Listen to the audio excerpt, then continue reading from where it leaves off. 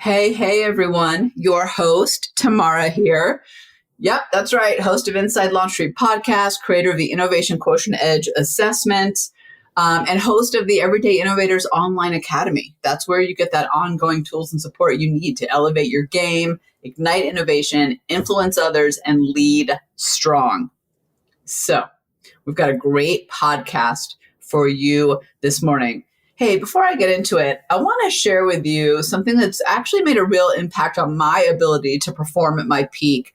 It's something that I get to use daily, and I want to share it with you. It's called Focus at Will. Now, here's the thing. I don't know about you, but I really struggle with distractions.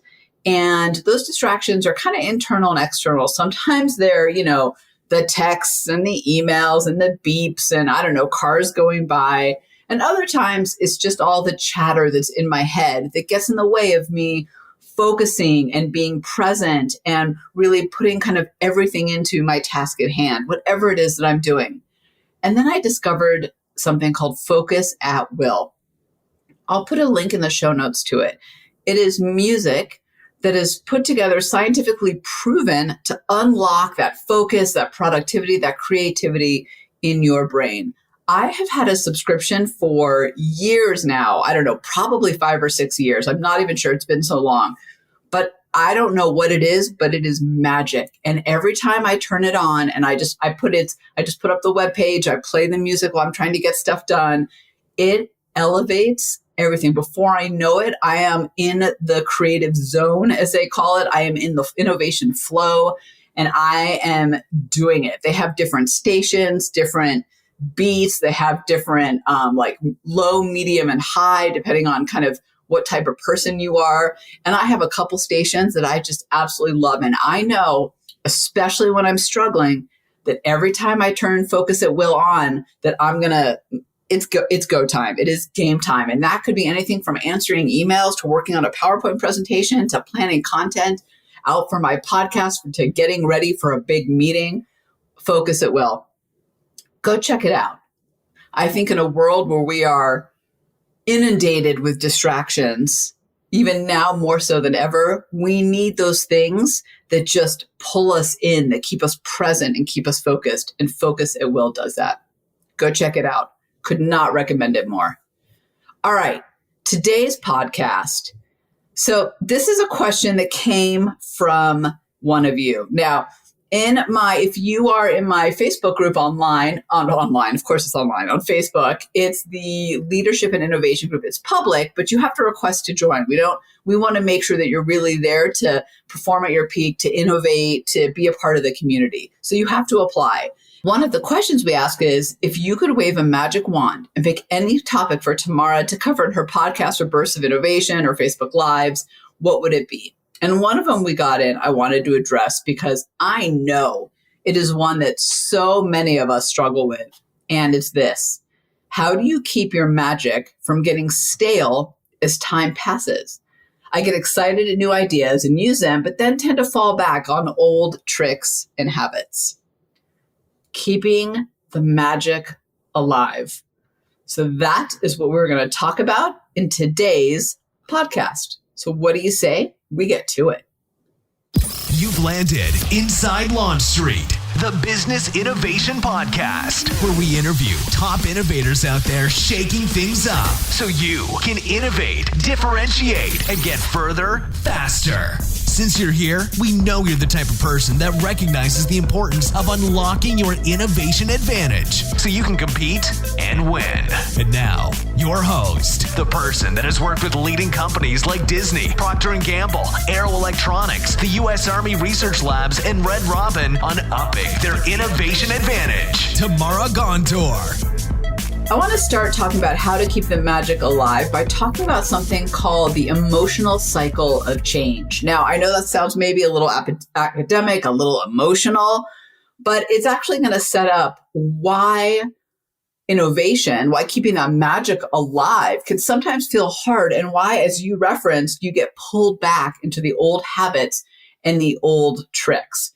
I also want to refer you to the last podcast I did about the J curve of innovation. I would highly recommend going and checking that out. I think that was last Tuesday. We'll put the link in the show notes for that as well. But the J curve is a big part of it too, about that kind of dip down and the naysayers that pull us back. But I want to focus on this one on Kelley and Connor's emotional cycle of change. So they're the researchers that discovered this.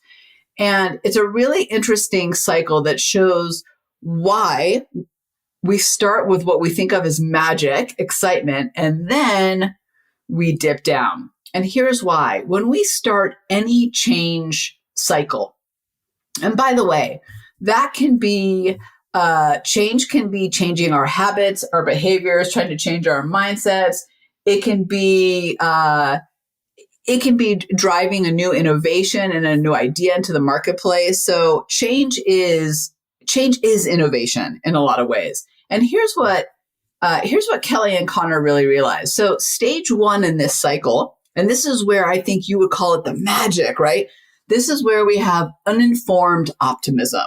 This is where we're excited. This is where we feel the ideas. This is where we're eager to make the change, to drive the innovation.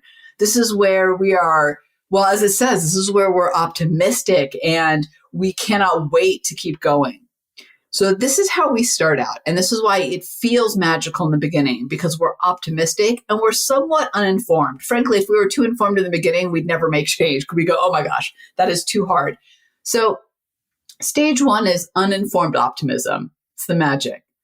Then the next stage is, wait for it, informed pessimism. So here's what happens. We're uninformed, but we're excited. Things are magical. We think we're informed enough anyway. But then as the rubber meets the road, we start to realize all the things that need to change, the adjustments. We realize what has to happen. We start to experience the hard work that comes along with whatever this innovation or changes we're trying to implement. And that is why the magic goes away, as you said it, and you start to go back to the old habits, because this is where it hurts. This is where it's hard. That's why this stage is called informed pessimism.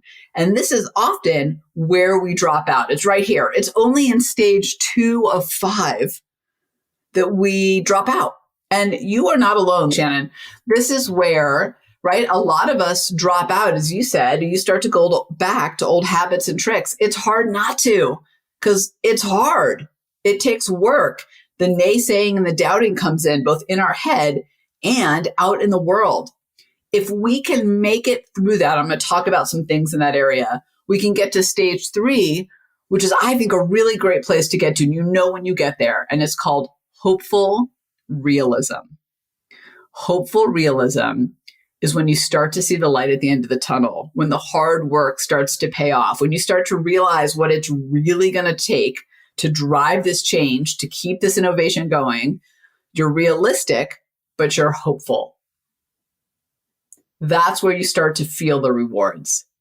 And then from there, you go to stage 4, which is informed optimism. So it's almost a flip of where you start. If where you start is uninformed optimism, as you get through this, it looks like a bell curve, right? You get to informed optimism.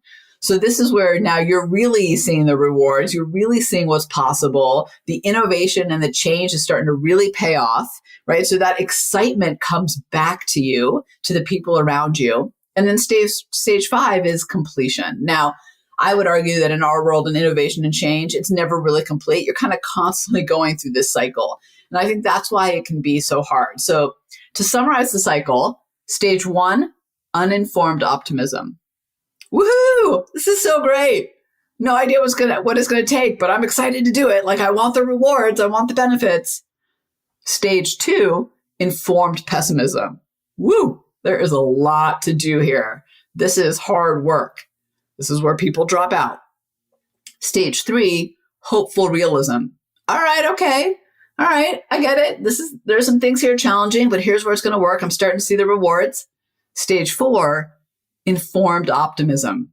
All right, I get it. I know it needs to happen. I'm doing it. I am excited about it again. The magic is back. Stage 5, completion. And again, in our world, I would argue that completion never really happens.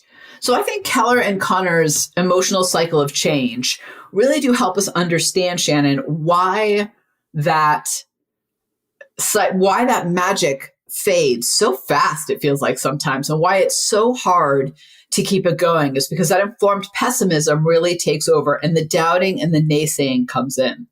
I want to share with you a couple things that I think really can help you push through and keep the magic going. But keep the magic going in a very realistic way, in a way that is like in this cycle, hopeful realism or even informed optimism, because I think those are the two places that allow us to keep the magic going, but deal with what's in front of us, have a relationship with reality, which I know you've all heard me talk about before. You got to have a relationship with reality. You can't fight reality. So the first is I want to share a story with you because this is often what happens to a lot of us and why the magic fades. And we have to be aware of it to be able to combat it. And it's, that old kind of torture way of death by 10,000 cuts. So that was an old way of torture, physical torture, because it wouldn't kill the person, right? It would just constantly hurt them just a little bit. So that happens on a psychological level too. So I'll give you an example in my personal world, and let me relate it back to innovation. So a while back, after my second son, Ari, who's now 12, so this is when he was like 2 or 3, so like 10, 11 years ago, I was struggling with health, fitness, weight, all of it. And I found a CrossFit gym, and for the first time in my life, felt like I had the right community, the right program, all of it to get my butt into shape. And I was feeling great. And I was going at 5 o'clock in the morning, which means I had to get up at 4 o'clock, right? And going to the gym every single day. I loved it. Now, I was asleep, of course, by 8 o'clock every night, but I absolutely loved it. So every day, basically what I would do is I'd get up, I'd have my coffee, I'd go to the gym, I'd have my workout. And now I'm feeling really good, right? I've just done my first pull-up, I've lifted some weights, I've run, you get that high from working out. And then I'd come home and I'd get my kids ready for school. And then I'd walk my youngest to his elementary school. And my oldest, Liam, he's 4 years older. So he was just in elementary school. And they tell you, by the way, that I confuse them all the time. So now I know how my mom used to feel. So one day, I'll never forget, I'm walking my oldest Liam to school. And I'm walking with a bunch of parents. We'd all kind of congregate as we walked the 4 or 5 blocks to school. And I'll never forget, it was like death by 10,000 cuts on this one walk. So I'm feeling all good. I got my coffee. I've done my workout. I've done my first pull-up ever, I think. And I remember one parent saying to me, "Are you still doing that crazy CrossFit stuff? Are you sure you're not too old for that?" Cut number 1. And then another one says, "Tamara, you should really sleep a little bit more. It's not healthy to get up at 4 o'clock in the morning." Cut number 2. And then another one says something like, "Maybe you should try walking. I think that's too much impact on your weights at your age." Cut number 3. Those cuts kept coming. By the time we got to school, I'd gone from standing tall to just sinking into myself. And I started to doubt, what am I doing? Maybe they're right. We should stop this. All that magic, all that enthusiasm, all that excitement I felt for elevating my game, for doing what I thought was right for me, went away. And it wasn't until later that day that I realized, oh my gosh, I see what's happening. That was death by 10,000 cuts. Now, these are wonderful people. They didn't mean to hold me back. They didn't mean to give me all those little cuts, but they did. And I think oftentimes in life, when we're trying to innovate, when we're trying to change, we're trying to elevate our game, and whether that is bringing our best to work every day, getting into shape, learning a new skill, whatever it is, the people around us, when we do that, when we elevate, it creates a big gap between us, and the people around us start to get confronted with their mediocrity and their lack of desire to go to that next level. And so they accidentally, and oftentimes very unintentionally, try to pull you down and take that magic away. And the problem that we have is oftentimes we believe them and we let it happen. So Shannon, when you talk about the magic going away and going back into old habits, I would think about how much of that is because of death by 10,000 cuts, by other people's mediocrity trying to pull you down. I've seen it time and time again We're up there. We're doing the hard work. Even if we're in that informed pessimism stage, we're doing it, right? We are committed to elevating our game. And then the people around us say things and do things that pull us back down. And the magic fades. Not only does magic fade away, but we kind of feel silly for even doing it. And at work, it shows up like, whoa, Shannon, let's not overdo it here. Let's hold off on that. I don't that seems like a lot of work right now. Or, wow, look at you. Somebody had some Gatorade this morning, right? There's a lot of it. You know how it shows up. You'll start to see it. And I want you to be hyper aware of it, because death by 10,000 cuts is a big reason why the magic fades and we go back into old habits. And I want to be clear, the people that do that are trying to pull us down by the big toe back into mediocrity, it's not about you. It's about them. 99% of the time, they're not mean. They're not malicious. They're not even aware of what they're doing. But your greatness confronts them. Now, I will tell you that I kept at it, right? I had a moment, realized what was going on, and in that realization, understood how to combat it. And I kept going, and I kept going, and I kept going. And over time, my elevated game didn't actually confront people. It inspired people. And suddenly, other people in my neighborhood who are not fitness driven at all were going for more walks in the afternoon, eating a little bit healthier, going to the gym. Now, I wasn't out to inspire them. This was my personal journey. But my change and the magic and the enthusiasm I had for staying in it and continuing forward, even when it was hard, ultimately inspired some change in other people. And that is true in life, and it is true in work. But you got to get past that initial stage of death by 10,000 cuts to get there. Now, some people will always be confronted. Some people will always prefer the pull and the comfort of mediocrity, and there's nothing you can do about them. That's about them, not about you.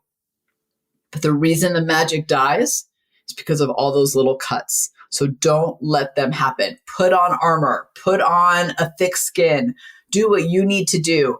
Truly, I think just knowing that that is what's happening with other people allows you to deal with it. I just smile and say, yeah, I know, haha, right? And I move on.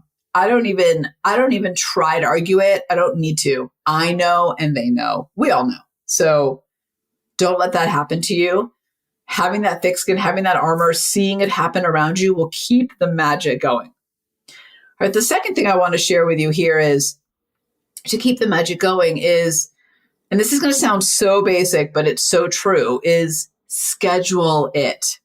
Schedule your innovation, schedule your behavior, schedule your habit, whatever it is you're trying to implement, schedule it and then do it. Here's what I find when it comes to being an innovator. People in our online academy, one of the things we talk about is scheduling 5-10 minutes in the morning to do something that allows you to unlock your innovative mind, like get that innovation metabolism revved up and firing for the day, and to do it in a way that speaks to you. So everyone in our academy has taken our everyday innovator, has taken our innovation quotient edge assessment, discover their everyday innovator style, their unique style and strength of innovation. I really hope you have too. If you haven't, please go to our website. By the way, it's free. Yep, I just said it. It's a gift to the world right now. We made it free. It used to not be, because we wanted everybody to have that gift of higher performance. Our big goal, the big thing that we're working towards is unleashing 1 million everyday innovators into the world, because we could do incredible things if more of us were out there innovating. So to keep that magic going for yourself, we talk about scheduling it in a morning, scheduling an activity in the morning that works for you to unlock your innovative mind. And the reason I mentioned the assessment is in the back of the report, there are actual exercises for you to do that. Like, how do you unlock your innovative mind? It's in the report right there. You don't even have to think about it. You don't have to try to solve that. I got you. I got it solved. Scheduling it though, make sure it happens. Here's what I find. If it's important to you, it gets done. But if it doesn't get scheduled, it gets harder for it to get done. So schedule it and make it happen. If you were training for a marathon, you would schedule your running. If you were preparing for the biggest speech of your life, you would schedule time to practice. Well, innovation, that magic, you got to schedule the magic. Here's something that's going to sound ridiculous. Magic isn't magical. It happens because you intentionally go after it. So schedule times, book in ways for you to keep the magic going. All right, the third thing I want to share is something that I call the 2% rule. So part of the reason, particularly when it comes to change and innovation, that we back off is because when we get from uninformed optimism, woohoo, yay, can't wait, to informed pessimism, we realize how big of a shift we're trying to make and how hard it's going to be. And oftentimes I find that the biggest thing that holds people back from keeping that magic going isn't the outcome you're looking for, that summit you're trying to reach. It's not that. That's still really exciting, but it's that realization that there's this massive gap between you, where you are standing, the little ledge, the cliff that you're on, and that summit you're trying to reach, right? It's a big shift. It's a big move. It's a big change. So here's what I'd say. Don't change your summit. That is your passion. That is the energy. That is where you should go. There's a reason that's the summit. But change how you think about getting there and follow this, what I call the 2% rule, which is at every turn, every day, every moment, ask yourself, how can I do this 2% differently to get there? If you started on that same cliff of yours and did what you always did, you'd get to the same result, right? That's not the summit you're going after. But if you make a 2% shift and a 2% shift and a 2% shift, you can visualize in your head, right? The line is going to separate and go in a different direction, that space of innovation. You're going to get to your summit. We make it too hard on ourselves. We make it exhausting. And that's why the magic disappears, is because we burn ourselves out. So instead of trying to focus on, I'm here and I need to leap so high and like way off and onto the left to get to the summit, this new space of innovation, I just want you to think about 2%. How do I do this 2% differently? How do I add 2% more to what I'm doing? How would I add 2% more value, whatever it is? But what I find is that when we do the 2% and we think about that, innovation becomes easy. Our brain looks at it and goes, oh, that's doable. That's possible. Yeah, I could totally do that. I'm down for that. Just 2%. Can you do 2%? 2% different? Yeah, of course you can. This is something that I actually follow every single day. I still do, because that 2% is so doable to me. It means rereading my email and then just maybe adding a little twist at the end. It means thinking about, when I think about growing my podcast numbers, for example, it's not about like, oh my God, I'm here and I need to get all the way over there and add like 5 zeros to the end of it. Right? No, it's about, okay, how do I reach only 1,000 more people versus like 100,000 more people? You see the point? Like that's just a 2% thing that I can focus on doing. Okay, well, how would I do that? Okay, if I'm doing my social media this way, how do I do it 2% differently? Or is there like 2% could be, here's one, place that I haven't looked at before that I can post something that isn't my usual way of doing it. Just 2%. All right. And the last thing I want to share, and this is really both a mindset and a tool, is, hey, take little steps. All those little steps will add up to the momentum. It kind of falls in line with the 2% rule, right? Don't worry about going from where you are right now and keeping that magic as you magically leap through the air big to the summit. Just think about little steps, little moments. All those little steps add up.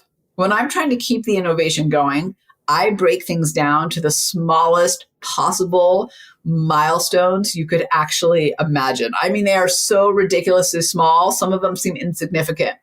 But checking those off, giving myself a little virtual high five as I get there, makes me feel so good that I keep going and I keep going and I keep going. So at every point, if I'm implementing this 2% rule and I'm rewarding myself and recognizing and breaking things down so I feel like I have momentum, I'll keep more momentum. That momentum really matters in keeping the magic going. Momentum equals magic. Remember that, Shannon. Momentum equals magic. All right. That is how you keep the magic going. First of all, you recognize this curve, Kelley and Connor's emotional cycle of change. so that you can get past this informed pessimism and back over to hopeful realism and informed optimism. You recognize so that you can combat the death by 10,000 cuts. You schedule it and make it a priority. Follow the 2% rule and break it down. Make the steps as little as possible. Now, Shannon, I don't know if you lead a team or this is really just for you, but this can also apply to a team as well. If you think about this from a leader perspective, whether that team are direct reports, people you report to, colleagues, contractors, your clients, whatever it is, these things work across the board in keeping that magic going. Because I know it's easy to check out. But hey, when you keep that magic going, the rewards are so much bigger and greater on the other side. All right, Shannon, thanks for asking that. So good to be with you all. I'll see you next time. Tamara out. Thanks for hanging with us on Inside Launch Street. If you know someone that is truly ready to unlock their innovation advantage, have them join you on Launch Street. Discover your innovation advantage. Build a team of high-performing innovators and ignite ideas and solutions that create massive impact. GOTO, launchstreet.com. Remember, innovators, if you don't take the leap, somebody else will.